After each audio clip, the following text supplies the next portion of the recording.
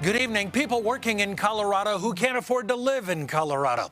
The lack of affordable housing is a huge issue we've been tracking for years. It's an especially difficult problem in our mountain communities.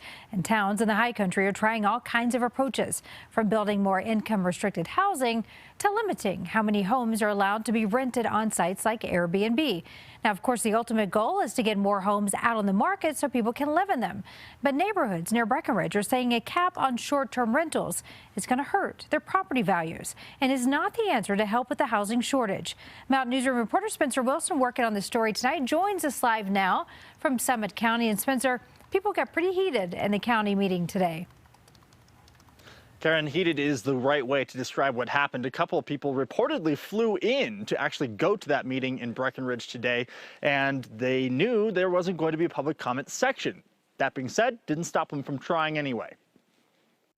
By a show of hands, who is here not in support of short-term rental regulations? Sir, I have to do with all respect. Who is here? That's the sound of frustrated neighbors, like Rich Mason. It's just not fair. It's not an open dialogue that I think we would expect. He's not in jeopardy of losing his short-term rental property. People with licenses will be grandfathered in, but is worried putting a cap on the number of places that can have short-term rental licenses will hurt neighbors here now. Their retirement plans are wrapped up in their home.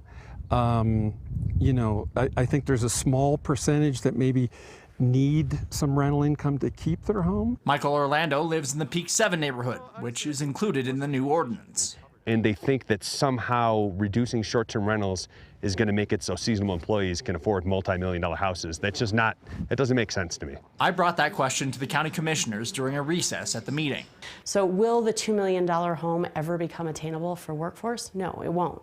But could the $600,000 home that's currently owned by workforce and might be purchased by a second homeowner to become that short-term rental, can we prevent that situation from developing? Yes. Rich had a question about why put in stricter rules for short-term rentals if places like Boulder and Denver counties are seeing the same growth anyway. I think Denver and Boulder have a different economic base than Summit County does. Summit County is primarily a tourist economy, whereas you see a much more diverse economy in Boulder than in Denver.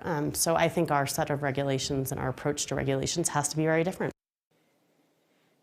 So about that lack of public comment, when I talked with the county commissioners, they told me they don't usually have public comment on first hearings for ordinances. Second hearings, they do. February 15th, they will be able to chat on that. They've also heard the hundreds of emails that neighbors have been sending in and trying to read through the majority of them. Live in Summit County, Spencer Wilson covering Colorado First. Thank you, Spencer. We're in for